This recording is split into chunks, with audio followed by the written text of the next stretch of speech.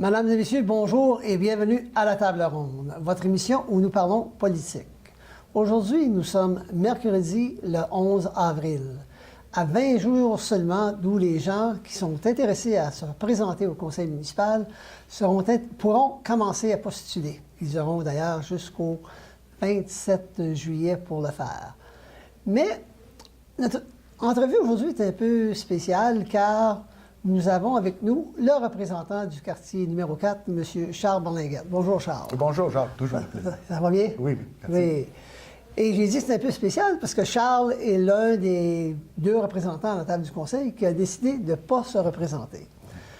Mais pour mettre les gens dans le contexte, tu es arrivé à la table du conseil à la suite de la démission de M. Simoneau. Et ça, on parle de combien de temps environ? Un peu plus qu'un an. Là. Un peu plus qu'un an, là. Oui. Et s'intégrer à un conseil, une équipe qui était là, qui se faisait deux ans et demi, là, qui, à peu près, là, qui était en place. Est-ce que c'était une période d'adaptation facile? C'est déjà un défi de s'adapter au dossier et d'être dans la vague où tout le monde fonctionne en grands pas. Alors, comment est-ce que ça s'est fait, cette adaptation? Oui, effectivement, c'était un peu un défi. On dirait, je me sentais un peu, pas perdu, mais un peu en arrière de tout le monde à apprendre les protocoles, les procédures. Mais je me suis senti très bien reçu par l'administration, les membres de conseil. Alors, c'était une adaptation facile. Là. Je pense que malheureusement, ça prend presque un an de devenir très confortable. Et déjà, le terme est presque fini. Le terme est presque fini. Pour moi, mais c'était une expérience d'apprendre. Comme je dis, il y avait beaucoup de choses à apprendre avant. Mais c'était pas une expérience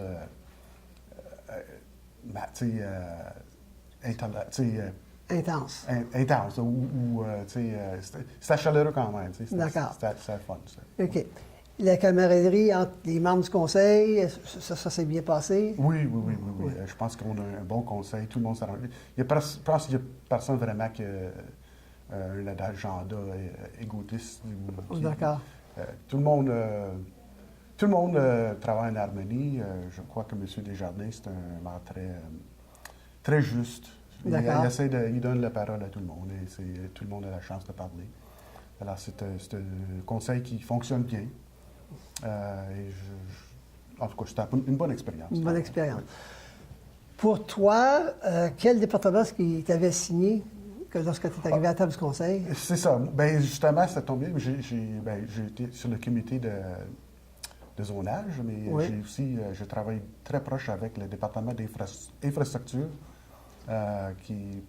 Et je crois que pour moi, d'après moi, c'est le département le plus important. Ils sont tous importants, mais infrastructure, c'est les chemins, les égouts. C'est ça qui est le plus important dans une ville. C'est pour ça que les citoyens payent leurs taxes. Et j'ai travaillé très proche avec ce département-là et c'était une bonne expérience. Une bonne expérience. Ouais. Quels sont certains des projets là, que tu as eu la chance d'être vraiment impliqué dedans et voir l'évolution? Mais pas de projet spécifique. Un projet qu'on fait, que la Ville avance avec, c'est la construction de 2 nouvelles casernes de pompiers. C'est pour remplacer 2 casernes de pompiers qu'on a à l'actuel. On fait ça pour 2 raisons. Une, c'est que c'est le temps de mettre à jour nos casernes de pompiers. Et 3, c'est que nous avons un accord avec le service d'ambulance pour qu'ils soient comme des colocataires dans ces casernes-là. Fait qu'il va y avoir des baies construites pour eux. D'accord. Ça permet, ça va améliorer le service d'ambulance pour la ville de Rockland. Et ça veut dire qu'on va avoir un peu de revenus aussi qui va aider à payer pour les casernes de ces ambulances-là. Oui, parce que ça représente, ça représente quand même un investissement important. Oui. Mais c'est de l'ordre de combien encore? En total, les 2 casernes, ça monte à presque 10 millions.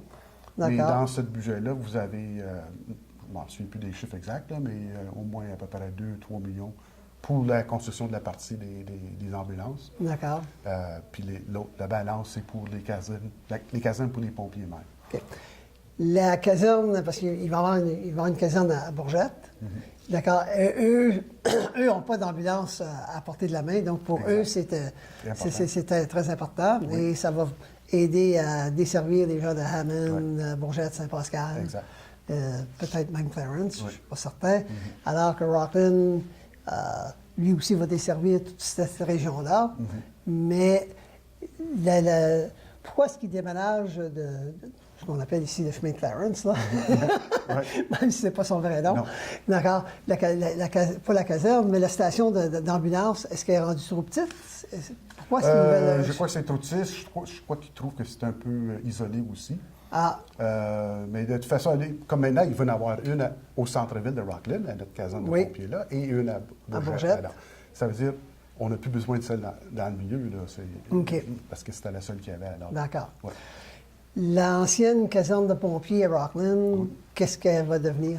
Ben, c'est ça, on va savoir. On essaie de l'intégrer. On essaie de pas le rénover trop, mais intégrer dans la nouvelle avec La nouvelle caserne la de nouvelle pompiers. caserne de pompiers. Ah, d'accord. Ouais. Ça, c'est un à côté de l'autre, de toute Ouais. façon. C'est un peu un de mes craintes. Moi, comme je suis pour la construction des casernes, je pense que c'est important, on les a besoin, mais je trouve qu'on essaie de l'avancer un peu plus vite, trop vite, peut-être à cause de l'accord avec les ambulances.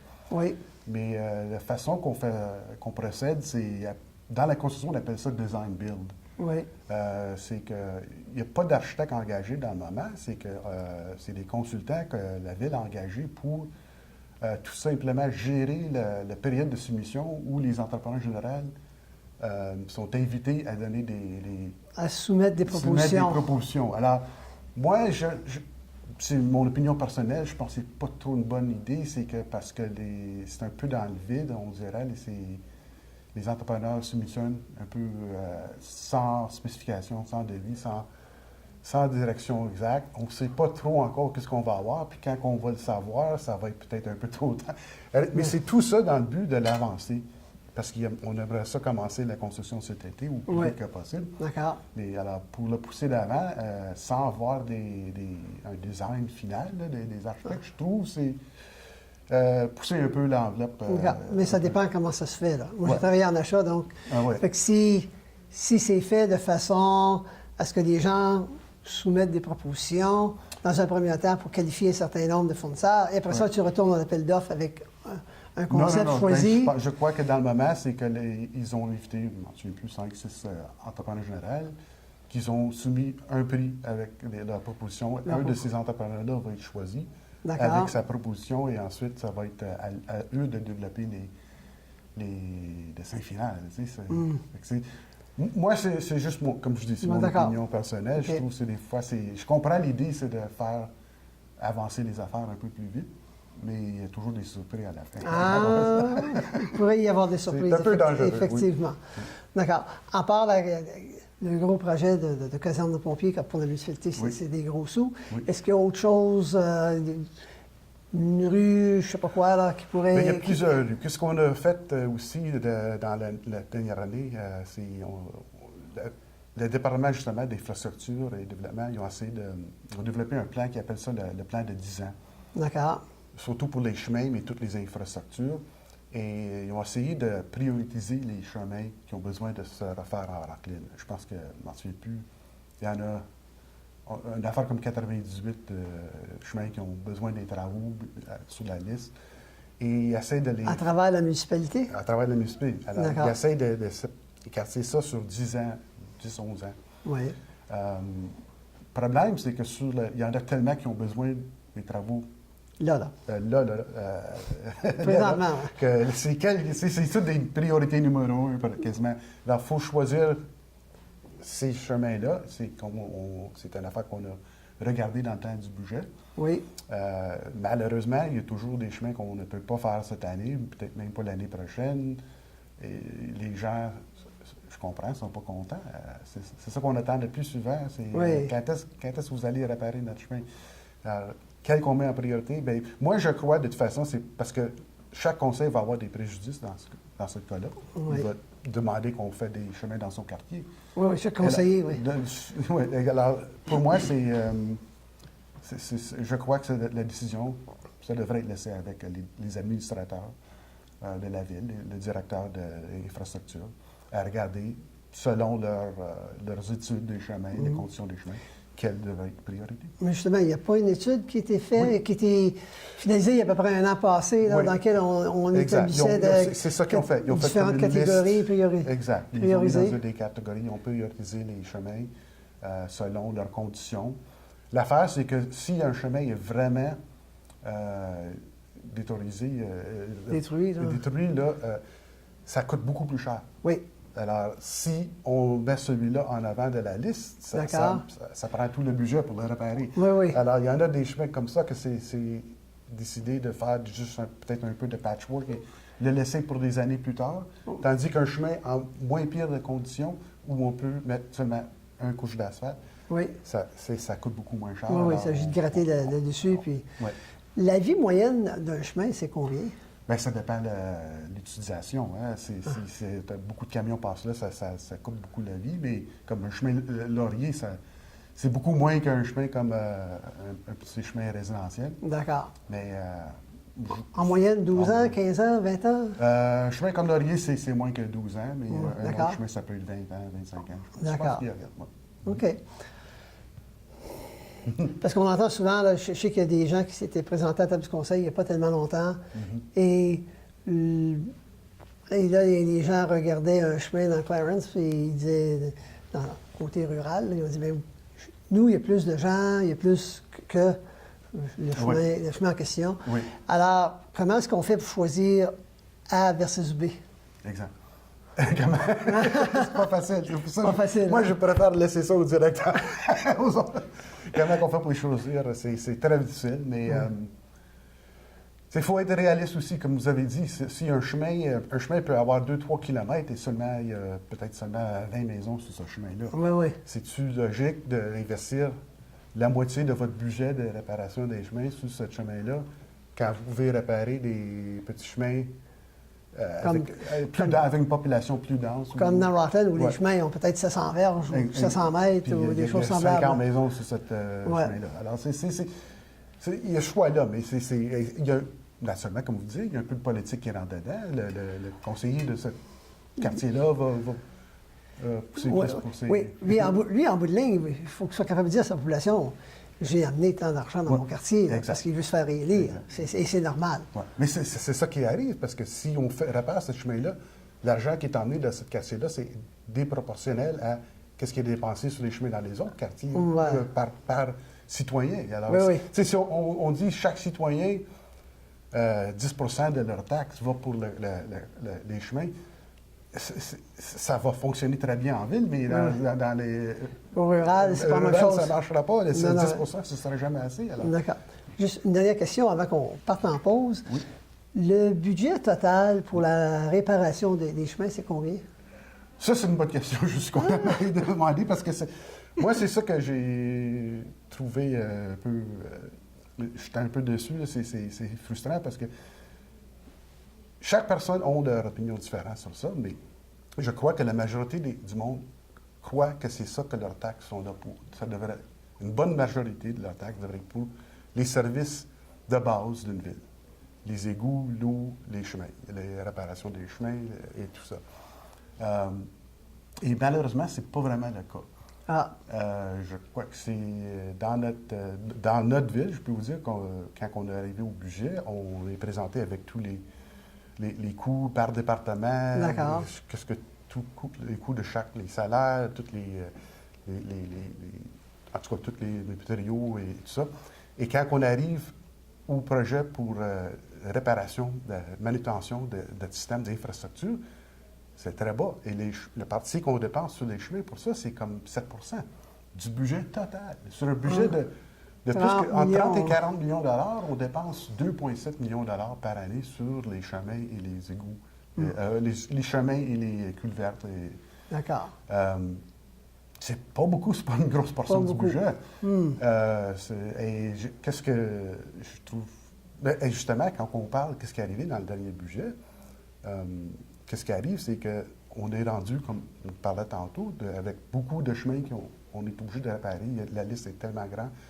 Alors, la Ville a décidé que pour adresser les priorités numéro 1 cette année, en 2018, on va dépenser presque 6 millions de dollars sur la réparation des chemins. Qui veut dire qu'il faut aller emprunter plus que 3 millions de dollars. D'accord. Parce que le budget est moins que la moitié de ça. Oui. Et c'est pas normal. Je trouve que l'idée, les réparations des chemins, ça devrait être ça devrait faire partie de le budget d'exploitation de la ville. Mais c'est pas assez une grosse portion. Pas assez une grosse quantité. D'accord. Fait que là, malheureusement, on va prendre une pause. OK. Bon. Donc, mesdames et messieurs, je vous prie de demeurer avec nous. Nous revenons dans quelques instants.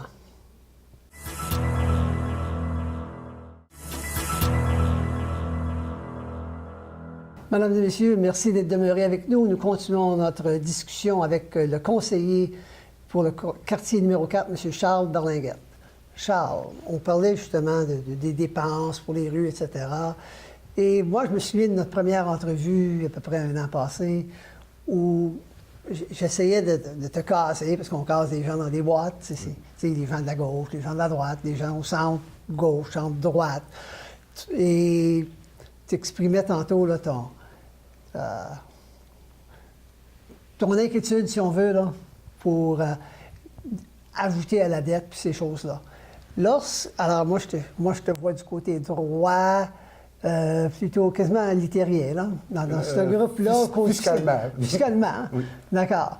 Mais socialement, tu es où? Socialement, je pense plus à gauche, dans le sens que je crois dans les choix des gens à faire, qu'est-ce qu'ils veulent avec leur vie en termes de... Comme M. Trudeau avait dit, la nation n'a pas de place dans dans la chambre à coucher des gens. Et dans tout ça, les gens, je suis très libre dans cette pensée-là. D'accord. Et qu'on a besoin absolument des services sociaux comme l'assurance maladie et tout ça. D'accord. Mais je crois aussi en même temps que la majorité des payeurs de taxes veulent que les gouvernements dépensent leurs taxes frugalement. Oui. Et moi, personnellement, je crois qu'on a peut-être trop de gouvernements aujourd'hui. D'accord. Surtout les municipales, fédérales et provinciales.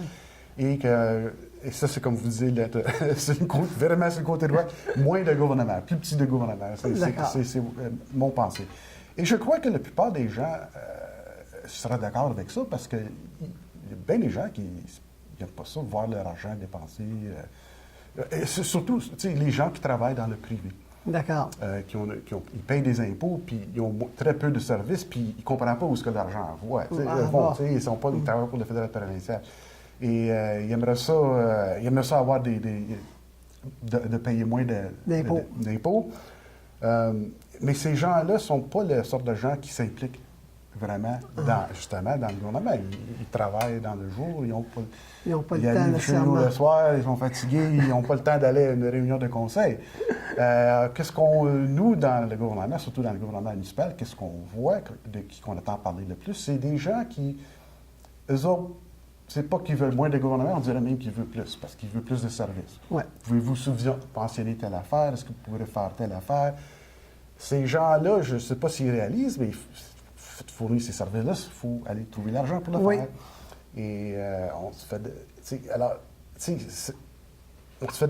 Le conseil, leur tâche, c'est pas de décider exactement ça. La ville est gérée par une directrice générale et des directeurs. Oui. C'est des fonctionnaires, ils connaissent très bien leur position, ils gèrent la ville très bien, mais eux, ils gèrent selon ce que le conseil leur demande de faire. Oui. Et tout ce que le conseil doit faire, c'est d'établir la politique et de demander. Quand les gens demandent à la ville de fournir des services de plus, sans vouloir les envoyer se promener, alors le conseil va dire, on va les écouter et demander à l'administration qu'est-ce qu'on peut faire. Mais qu'est-ce qu'on peut faire? L'administration ne cherche jamais à couper des services, parce que c'est leur raison d'être. Ils sont là pour donner les services, fournir les services aux citoyens. Alors, ils vont aller chercher une façon de livrer ces services-là et donner un rapport au conseil. Et c'est toujours, vous avez option A ou B. Option A, dépenser plus d'argent et offrir mieux ce service-là. Ou option B, ne dépensez pas cet argent, laissez le service tel quel. C'est jamais option C. Dépensez moins d'argent. Cette option-là est jamais offrée. Mais ça vient toujours d'une portion, une bonne portion, mais c'est quand même, je crois, c'est une minorité des citoyens qui demandent plus de services. D'accord. Et malheureusement, c'est ça. Il n'y a pas assez je trouve, de citoyens qui... ils se plaignent souvent, on paye trop d'impôts, mais il y a rien, ils n'ont pas de suggestion à faire de ça. D'accord. Toi, lorsqu'on t'a demandé de remplacer M. Simoneau, est-ce que tu t'étais fait une idée à l'avance de ce que tu aurais aimé accomplir pendant que tu serais à la table du conseil? Oui, justement, un peu comme on parlait, j'avais très hâte d'arriver au budget. J'ai rentré dans le mois de mars l'année passée. Oui. Et le budget, on était pour faire des débats sur le budget dans le mois de novembre.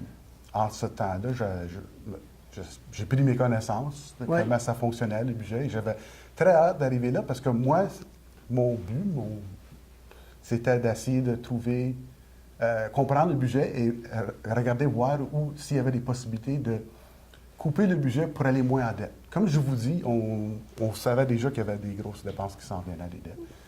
Alors, j'étais un peu déçu quand on a fait les discussions du budget parce que, effectivement, comme je dis, l'administration nous présente, c'est comme une menu.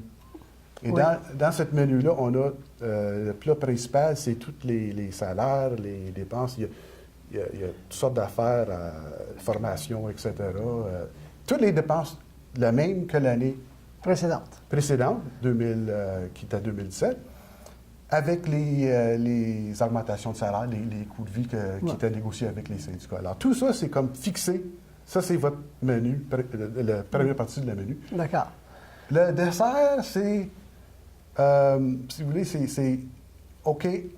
Maintenant, on a ces projets-là, incluant des projets d'infrastructure, réparer les chemins, qui devraient être, selon moi, dans le budget d'exploitation. Oui. Mais ils n'ont pas assez d'argent pour le faire. Alors, ils rajoutent ça à la fin. Maintenant, on a ces projets-là. Voulez-vous les faire, oui ou non? Comment on dit non quand on sait que les chemins sont... Mais aussi, on a une liste pour chaque département des frais additionnels qu'ils cherchent, comme je vous dis, les options A et B. D'accord. Plus de formation, plus de consultants, plus de ça. On veut rénover une salle. C'est ça, une liste des affaires qu'ils veulent. Et la suggestion... Mais si on fait tout ça, il faut monter les impôts, les taxes d'une affaire comme 8-9 %. Mais votre autre option, c'est couper. Faites-les pas tout à fait. Au lieu de dépenser un 50 000 additionnel en formation, on va dépenser un 25 000, etc. Alors, si on coupe si on l'augmente de moins, là, les impôts, l'augmentation dans les taxes va baisser. Oui. Mais ça, c'est comme regarder le dessert. Voulez-vous une grosse morceau de tarte, une petite morceau de tarte? Mais c'est quand même... Oui, mais pourquoi qu'on ne parle pas de couper le plat principal? Tu sais, on n'a jamais touché à ça. Ouais. Vous comprenez? Oui, oui. Je comprends l'approche. Mais par contre, si on veut répondre aux demandes des citoyens, il faut qu'il y ait les ressources pour le faire. Comme exemple, les gens qui veulent soumettre des plans pour les maisons, s'il n'y a pas assez de personnes, mais là, ça prend des mois avant que ça soit approuvé. Donc, pour moi, quand je vois ça, c'est un jeu de... C'est un échange. Oh, je comprends. C'est un give and take. Bien, encore, c'est une question d'opinion personnelle. Il y en a qui croient plus qu'on a besoin de tous les services que le gouvernement nous offre. Ouais. Il y en a d'autres qui disent, bien, on n'a pas les moyens. Ouais. C'est faux. Comme on pourrait payer la moitié de notre salaire en taxes, puis on aurait plein de services. C'est ça comme un paradis ici. On aurait tous les services qu'on voulait, mais notre chèque, ce serait de... Il faut être raisonnable. Il faut regarder. Et je crois que c'est ça. Je ne sais pas s'il y a des dépenses dans le budget d'exploitation qu'on pourrait regarder. C'était ça mon crainte, c'était qu'on n'a pas vraiment examiné comme il faut. On n'avait pas le temps. On a passé 4 soirées à évaluer le budget, mais tout ce qu'on a regardé, c'était dépenses additionnelles qu'on cherchait de faire et si on pouvait les couper ou non. Mais on n'a jamais regardé les dépenses de base. D'accord. C'était- OK. Le temps, malheureusement, achève. Donc, j'ai deux questions. La première, c'est qu'est-ce que tu retiens de ton expérience, puisque tu n'en reviens pas, qu'est-ce que tu retiens de ton expérience à la table du conseil? Qu'est-ce que je veux dire, c'est que ben, j'ai appris beaucoup des gens-là que un peu comment ça fonctionne la politique. Il faut être patient, il faut toujours donner la parole. Pas que je n'étais pas comme ça avant, mais c'est du monde très sympathique. D'accord. J'ai trouvé que c'était... je savais en allant, mais c'était encore plus clair que c'est vrai, dans la vie, il faut toujours un peu de compromis, donner un peu, laisser.